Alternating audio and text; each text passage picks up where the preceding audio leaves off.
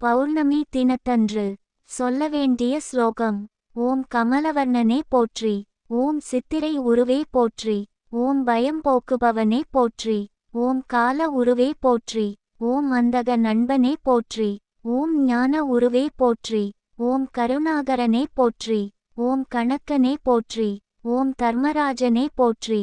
ஓம் தேவலோக வாசனே போற்றி. ஓம் ஆயுள் காரணனே போற்றி. ஓம் மேன்மை தருபவனே போற்றி. ஓம் குழந்தை வடிவினனே போற்றி. ஓம் குளிகன் உருவினனே போற்றி.